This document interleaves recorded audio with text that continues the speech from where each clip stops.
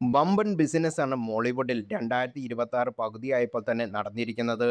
ആട് 3 100 കോടിയും കഴിഞ്ഞ് അതിനുശേഷം ഒച്ചപ്പാടില്ലാതെ തിയേറ്ററിലെത്തിയ വാഴ 2 എല്ലാവരെയും ഞെട്ടിച്ചുകൊണ്ട് 200 കോടിയും നേടിയപ്പോൾ ദൃശ്യം 3യുടെ ബോക്സ് ഓഫീസ് കത്തിക്കലാണ് ഇപ്പോൾ ഫെസ്റ്റിവൽ മൂഡത്തിൽ കേരളത്തിലെ തിയേറ്ററുകളിൽ.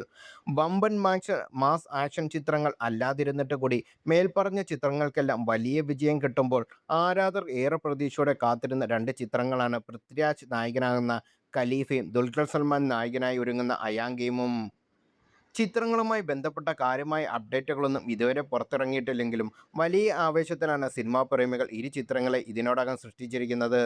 മലയാളത്തിൽ ഹിറ്റ് ഡയറക്ടർ വൈശാഖ് സംവിധാനം ചെയ്ത അമീർ അലി സ്വർണ്ണക്കടത്തുകാരനായി പൃഥ്വിരാജ് വേഷമിടുന്ന ചിത്രത്തിനായുള്ള താരത്തിൻ്റെ രണ്ട് ലുക്കുകളും ഇതിനോടകം സോഷ്യൽ മീഡിയയിൽ വൈറലാണ്.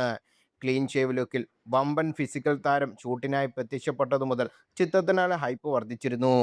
ഹൈ വോൾട്ടേജ് ആക്ഷൻ എൻ്റർടൈനർ ചിത്രത്തിൽ പൃഥ്വിക്കൊപ്പം അതിഥി വേഷത്തിൽ മാമ്പറക്കൽ അഹമ്മദ് അലി എന്ന കഥാപാത്രമായി മലയാളത്തിൻ്റെ സ്വന്തം മോഹൻലാൽ കൂടിയെത്തുമ്പോൾ ചിത്രം ബോക്സ് ഓഫീസിൽ സകല റെക്കോർഡുകളും തകർക്കുമെന്ന പൊട്ടൻഷ്യലുമായി എത്തുന്നത് എന്നതിൽ ഒരിക്കലും ഒരു സംശയമില്ല.